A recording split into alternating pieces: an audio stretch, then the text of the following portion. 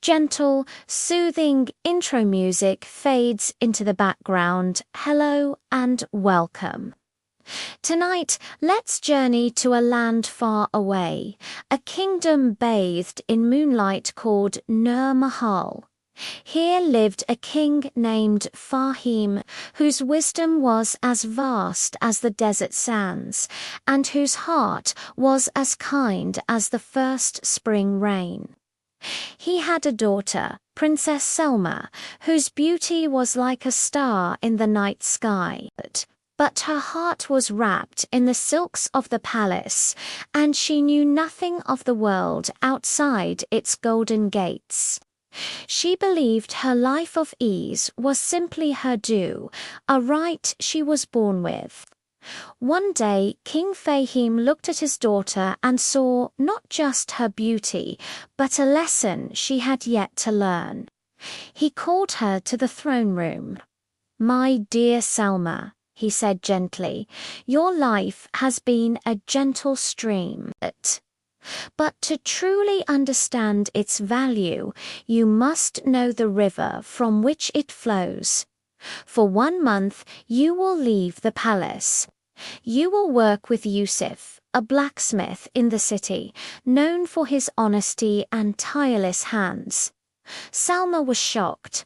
A princess in a blacksmith's forge. It was unheard of, but the king's word was law. With a heavy heart, she traded her silken gowns for simple cotton clothes and walked to Yusuf's workshop. The place was a world away from her palace. The air was thick with the smell of coal and hot metal.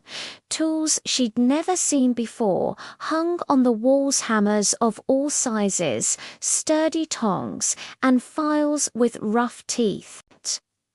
In the center, a fire pit glowed like a dragon's eye, breathing heat that made the air shimmer.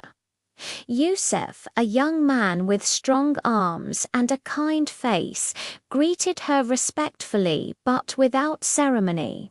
"Princess," he said, handing her a heavy hammer, "your first lesson is to learn the weight of your tools." Salma struggled. The hammer felt impossibly heavy.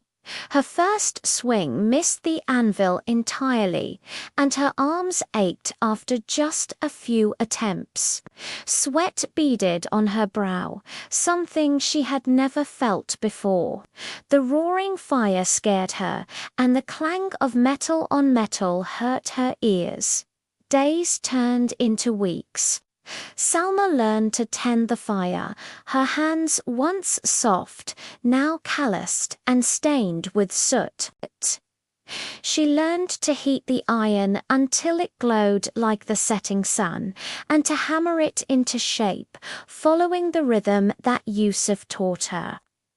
"Patience, princess," he would say softly when she grew frustrated. "The iron will only bend when it is ready, and when your hand is steady, it listens not to titles, but to skill." Slowly, something within Salma began to change.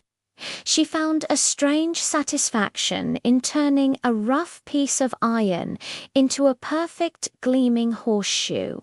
She saw the joy on a farmer's face when he received a mended plough. She listened to Yusuf's stories about his family, his struggles, and his simple joys. For the first time, she understood that value wasn't something you were born with. It was something you created with your own 2 hands. When the month ended, Salma returned to the palace. She was no longer just a beautiful princess. She was a woman who understood the dignity of labor. She stood before her father, her hands still bearing the marks of her work. King Faheem's eyes welled with tears of pride. "You have learned the most important lesson, my child," he said, his voice filled with emotion. You have learned that true royalty lies not in a crown, but in a heart that understands and respects the hard work that builds a kingdom. Salma looked at her hands, no longer seeing calluses, but seeing strength, humility, and the true shining value of an honest day's work. Thank you for joining me on this journey tonight. I hope this story brought you a little bit of peace. If you enjoyed it, please consider liking this video and subscribing for more tales. Sleep well, and may your dreams be as bright as a blacksmith's fire. Good night.